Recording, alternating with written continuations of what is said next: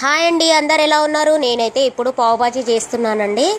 పావు బాజీకి కుక్కర్లో ఆయిల్ వేసేసి ఆలుగడ్డ, బఠానీ, టమాటా, కరివేపాకు, పచ్చిమిర్చి వేసానండి. దాంట్లో కారము, కసూరి మేతి, అల్లం వెల్లుల్లి పేస్ట్, అల్లము, పావుబాజీ మసాలా, సాల్ట్ అయితే వేసి బాగా ఫ్రై చేశానండి. ఫ్రై చేసుకున్నాక 2 గ్లాసుల వాటర్ యాడ్ చేసి 3 విజిల్స్ వచ్చేంత వరకు ఉంచుకోవాలండి. తర్వాత నేను ఒక ప్యాన్లో అయితే షిఫ్ట్ చేసుకున్నానండి.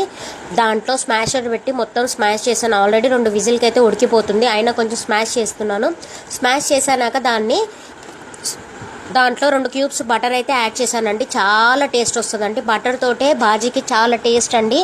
ఇంకో ప్యాన్ మీద నేను బటర్ అప్లై చేసేసి పావుస్ అయితే ఫ్రై చేసుకున్నానండి. 2 సైడ్స్ చాలా బాగా స్మెల్ వస్తుందండి. అరోమా కూడా అంత బాగా వస్తుంది. నాకు అంత బాగా నచ్చింది కూడా, ఎందుకంటే ఇప్పుడు బయట తినే పరిస్థితులు అయితే లేదు.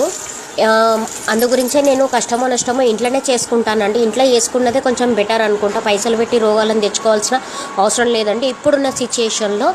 సో నాదైతే పావుబాజీ అయితే రెడీ అయిపోయిందండి. ఇప్పుడు నేను పావుబాజీ డెకరేట్ చేస్తున్నాను. ఒక పెద్ద ప్లేట్లో పావుస్ వేసుకొని, ఒక గిన్నెలో బాజీ, ఇంకో గిన్నెలో ఆనియన్స్, ఇంకో దాంట్లోనేమో నిమ్మకాయ పెట్టుకున్నానండి. బాజీలో నిమ్మకాయ పిండుకొని పావుని తీసుకొని